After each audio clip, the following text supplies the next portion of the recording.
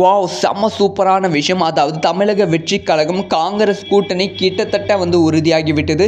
So ராகுல் காந்தி அவர்களும் விஜய் அவர்களோடு இணைந்து பிரச்சாரம் பண்ண போறாங்க அப்படிங்கிற செய்தி கிடைச்சிருக்கு. என்னடா சொல்ற? செம்ம ஷாக்கான நியூஸாவே இருக்கு.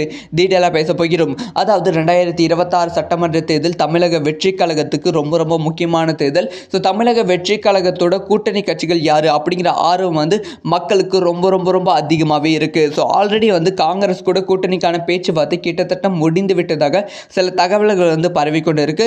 அது உண்மையாக்குற மாதிரி சில விஷயங்களும் வெளியாகி இருக்கு. அதாவது காங்கிரஸோட விஜய் அவர்கள் கூட்டணி பேச்சுவார்த்தையை முடித்து விட்டார்கள் அப்படின்னு சொல்லப்படுகிறது. ஸோ டிசம்பர் மாதத்துக்கு அப்புறமா விஜய் அவர்களோட பிரச்சாரத்தில் ராகுல் காந்தி அவர்களும் கலந்து கொள்வார்களாம். இதுக்கு முன் ராகுல் காந்தி அவர்கள் பண்ண பிரச்சாரம் வேற, ஆனால் இப்போ ராகுல் காந்தி பண்ற பிரச்சாரம் வேற. ஸோ ராகுல் காந்தி அவர்கள் பிரச்சாரத்துக்கு இறங்கினா, அதுவும் விஜய் அவர்களோட இறங்கினா ராகுல் காந்தி அவர்கள் மீது அதிகமான பார்வை திரும்பும். ஸோ ராகுல் காந்தி மட்டும் இல்லாமல் பிரியங்கா காந்தியும் அவர்களும் இந்த பிரச்சாரத்தில் ஈடுபடுவதற்கான வாய்ப்புகள் இருக்கு.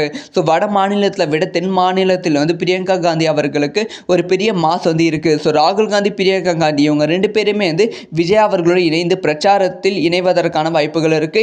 இது ஒரு மாஸ் கூட்டணியாக அமையும். இந்த ஒரு மாஸ் கூட்டணி நேச்சுரலாகவே ஒரு பெரிய அலைன்ஸ் கிரியேட் ஆக வாய்ப்புகள் இருக்கு.